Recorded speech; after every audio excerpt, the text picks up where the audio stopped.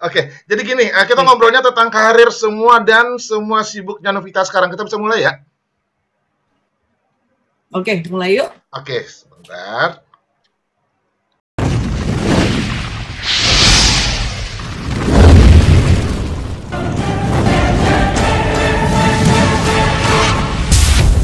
Novita Dewi. It is not about the money, money, money. We don't need your money, money, money. We just wanna make the world dance. Forget about the price tag. Ain't about us, yeah. Cha-ching, ain't about it, yeah. Bling, bling, wanna make the world dance. Forget about the price tag. Yeah, yeah, yeah. Halo Novita Dewi, si Ratu Festival kali itu maksudnya ya. Biasalah. Apa kabar Novita? Puji Tuhan baik. Selalu. Pandemi sibuk apa? Pandemi menyibukkan diri di kekosongan. Kita tahu lah ya. Ya sibuk amat selama pandemi ini dan itu berdampak pada semua, terlebih para musisi. Jadi ya kita banyak-banyakin perbendaharaan lagu, baik itu ciptaan sendiri. Jadi ketika sudah diperbolehkan untuk manggung dan lain-lain, kita sudah ready gitu loh untuk perang lagi gitu. Berarti kesimpulannya di pandemi ngumpulin stok ya? Ngumpulin stok, Bang. Oke. Aku suka banget yang lagunya itu loh. Sampai habis air mataku. Aduh, tuh lagu dalam banget. Single kemenangan di X Factor ya. Apa tuh? Pokoknya liriknya juga keren, berlarut-larut apa gitu. Perlahan kau menghilang, berlari-lari kau ku cari, gitu kan? Sebelum kita ngobrol X Factor, aku pernah baca-baca Novita katanya dari kecil udah mulai nyanyi dan papanya juga legend ya? Ya.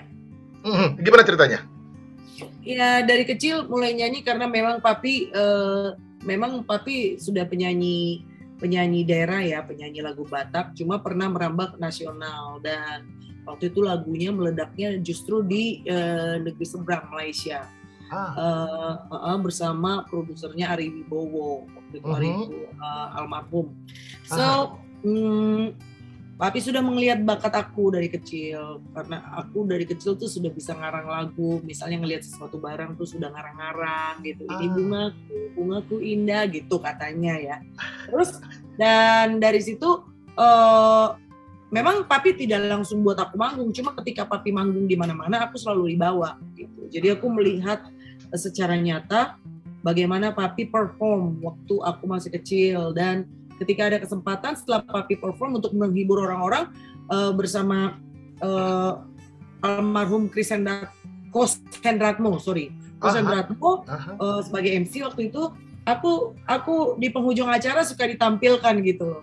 Setelah papi aku suka ditampilkan, aku umur 5 tahun 6 tahun tuh udah nyanyi gitu. Tapi memang bukan profesional, cuma tambahan ini papi tuh, saya punya anak putri gitu, bisa menyanyi dan orang tuh bersorak seneng gitu ngelihat putrinya masih kecil udah ikutin papanya gitu. Jadi dari situ mulai terbangunlah karakter sebagai penyanyi itu lebih kuat gitu, karena memang papi menggiring aku untuk menjadi penyanyi, cuma memang tidak dipaksakan lu harus menjadi penyanyi, enggak. Cuma papi tanamkan aku ini penyanyi. Gitu. Masa aku gak punya anak yang bisa nyanyi seperti itu, Bang. Aku bahkan ikut festival tuh udah telat gitu loh, di SMA kelas 1. Jadi kalau dibilang macam festival aku kurang tepat sih sebenarnya. Tapi udah ada di Asia bagus lah, ada event yang di Kazakhstan dan lain-lain kan? Iya, tapi itu sudah telat. Teman-temanku yang sudah ternama itu dari mereka SD udah festival gitu. Aku tuh telat banget karena memang papi tuh nggak pengen aku tuh menjalani profesionalisme sebagai penyanyi di kala aku masih belajar gitu, masih on study gitu. Dan katanya sempat lolos di X Factor Amerika. Sempat. Gimana cerita itu? Keren banget ya? iseng-iseng sebenarnya, karena aku waktu itu pernah diundang nyanyi oleh KBRI di Amerika kan. Pas kebetulan bertepatan dengan pembukaan pendaftaran X Factor pada tahun itu gitu. Jadi waktu aku datang ke KBRI, orang KBRI yang bilang, kenapa sih Novita nggak ikut idol gitu seperti American Idol di sini, di Indonesian Idol? Ya umurku sudah nggak bisa gitu untuk di Indonesia. Kenapa nggak ikut X Factor? Apa itu X Factor? Aku nanya apa itu X Factor gitu. Masa aku makan kecoa gitu kan? Aku pikir Fear Factor gitu. Oke. Ini X Factor, dia tidak ada batasan umur gitu. Terus aku pantengin lah itu, kan aku cukup lama di Amerika waktu itu, ada 1 bulanan ya. Jadi aku pantengin, kulihat, dikasih tahu gitu sama relasi di sana bahwa X Factor itu seperti ini. Aku lihatlah dulu juara pertamanya Melanie. Dan aku tertarik. Ini lagi buka nih pendaftaran biar kita bantu, katanya gitu, kebetulan sama KBRI gitu kan. Langsung kita dapat karena memang ada spesial ya kalau misalnya perwakilan dari negara mana, terus apalagi aku di backup sama orang KBRI gitu.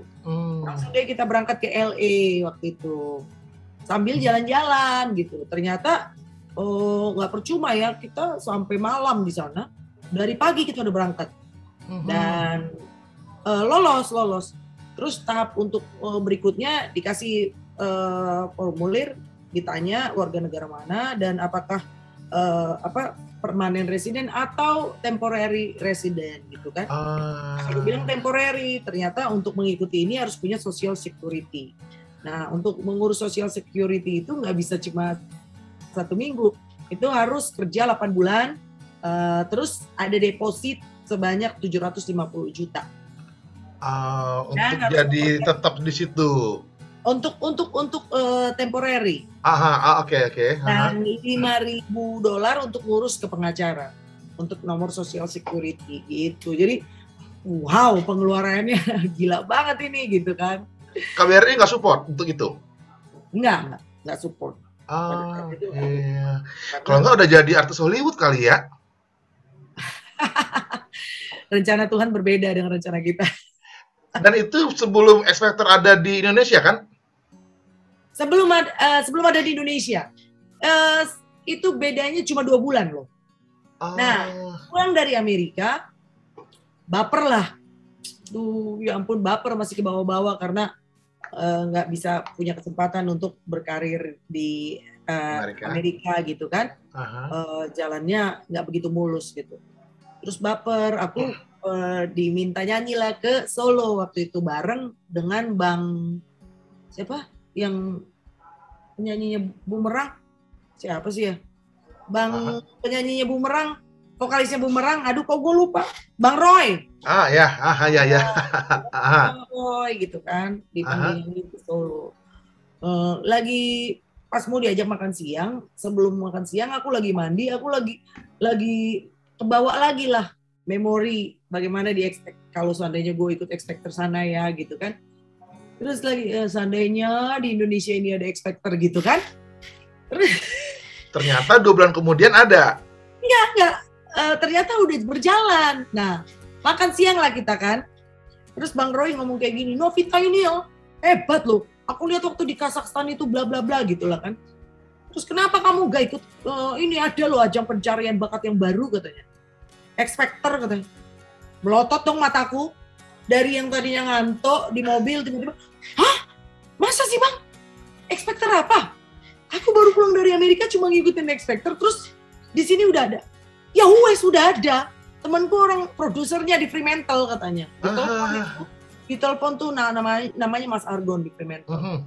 Terus di loudspeaker, aku denger dia ngomong kayak gini. Lu bisa jamin gak nih orang bagus? Katanya kayak gitu kan. Gue jamin. Lu lihat itu di YouTube Novita Dewi Marpaung, dia manggil aku Dewi Marpaung. Dewi Marpaung di YouTube. Dia baru pulang ini dia dari Amerika ngikutin X Factor lulus. Oh ya kata si Mas Argon, coba deh ikut Special Han. Ikutlah Special Han gitu. Akhirnya ya coba dan ya puji Tuhan alhamdulillah bisa tembus dan bisa jadi seperti sekarang ini ya. Emang X Factor membuahkan hasil seperti itu loh Bang Erti. Dan itu musim pertama ya di X Factor ya? Season pertama, ya. Aku sampai setiap performnya Novita ngikutin banget, sampai larian lah dulu. Kadang lagi di parkiran, lagi di luar rumah, apa larian lah demi gituan. Wow, gitu Bang. Serius, keren banget. Dan apa ya, dibilang ngerok oke, vokalnya dibilang pop pun juga aman banget. Thank you Bang. Abang orang kedua dari puluhan ribu. Asik. Ya, bener, yang bisa menotis itu. Karena semua dari puluhan ribu itu pasti bilangnya, rocker gitu. Sementara aku nggak begitu nyaman kalau dibilang rocker sejati gitu. Gitu. Aku pengennya ada di tengah-tengah. Ya. Karena takutnya rocker sejati seperti Tantri ataupun Astria itu bisa apa-apaan loh gitu kan. Seraknya sih kalau nada tinggi, rockernya ada situ dikit, sense rekornya rockernya gitu. Dari bokap, kalau itu pasti. Bingung ya, orang Batak pada jago-jago ya. Orang Jawa juga. Temenku orang Jawa suaranya walah ampun. Itu timbrenya gede-gede banget loh. Bingung, iya sama-sama orang Ambon ya. Kalau orang Ambon oke lah ya. Tapi orang Jawa jangan tutup mata kalau dengar mereka nyanyi. Nah, selama proses X Factor ada karantina atau seperti apa, audisinya gimana di Indonesia? Ya, ada karantina Bang. Dan orang mikirnya seperti aku dulu, aku berpikir kalau di Indonesian Idol itu kalau yang kayak gitu adalah penyanyi karbitan. Dan ternyata aku masuk di medan itu dan tidak dikarbit. Memang dikarbit seperti dikarbit ya. Memang seperti dikarbit, tetapi tidak semudah yang orang pikirkan di luar. Ketika kita berada di dalam karantina itu memang benar-benar digembleng dan diajar untuk disiplin, diajar juga untuk punya attitude. Yang lebih mudah ngatur kita gimana tuh Bang, coba? Yang lebih muda, yang nggak tahu tentang nyanyi, terus kita diatur sama mereka. Nah, bagaimana kita punya kerendahan hati untuk menerima itu ketika kita di karantina? Kita harus ikut peraturan kan, kita harus stick by the rules gitu loh. Meskipun yang lebih mudah ngatur kita memang sudah seperti itu gitu loh jalannya. Nah, dari situ, dari karantina itu memang banyak banget orang yang nggak tahan ketika mereka menyatakan mereka tidak tahan dengan hal seperti itu, mereka keluar langsung. Pokoknya bukan secara disengaja untuk keluar, tetapi mereka misalnya complain about something gitu, aduh gue tuh nggak nyaman tuh begini-begini, itu mereka langsung minggu itu tereliminasi.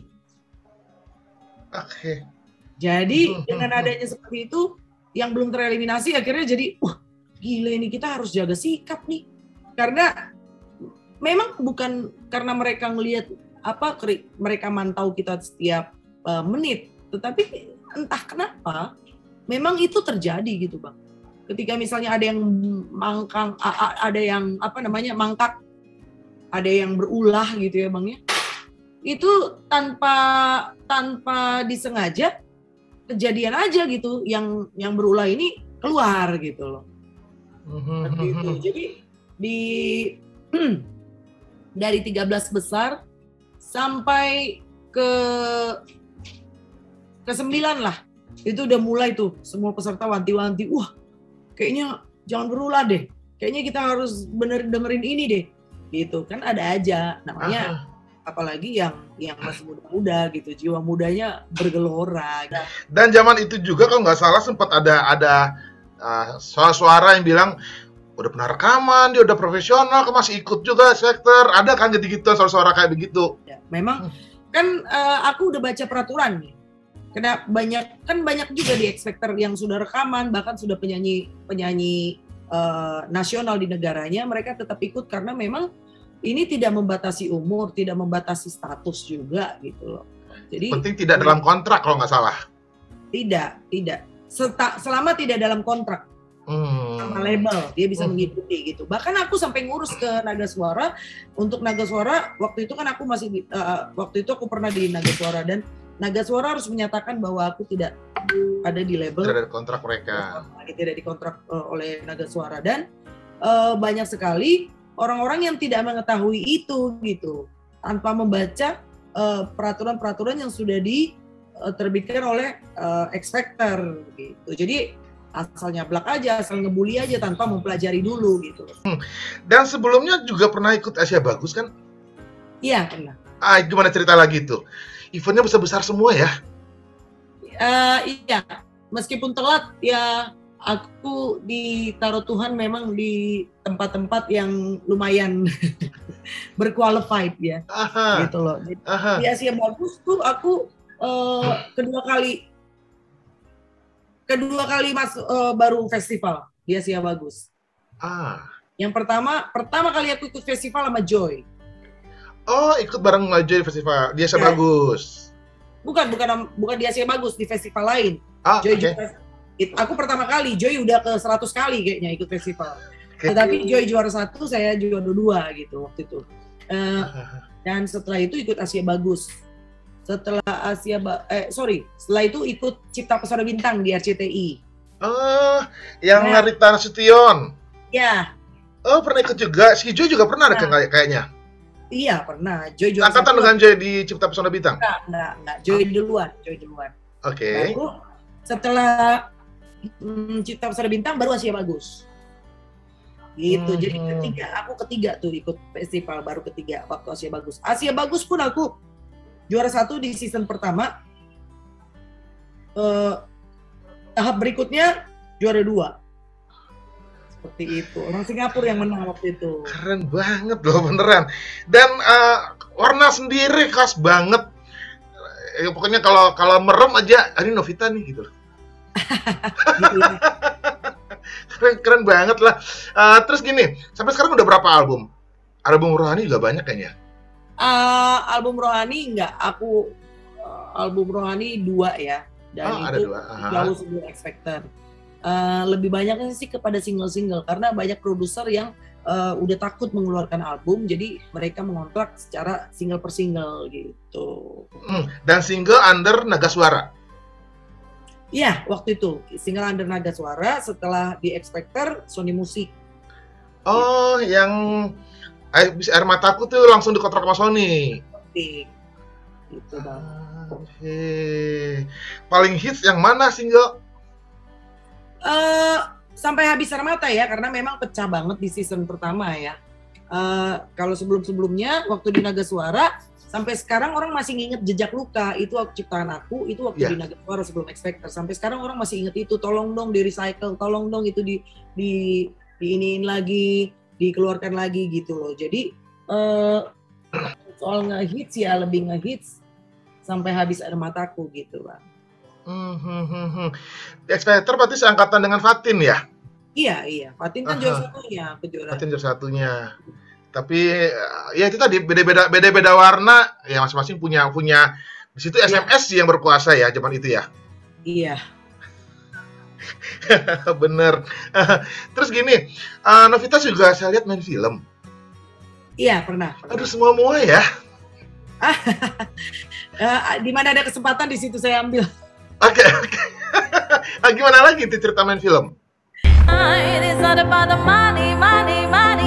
We don't need your money. We just wanna make the world dance.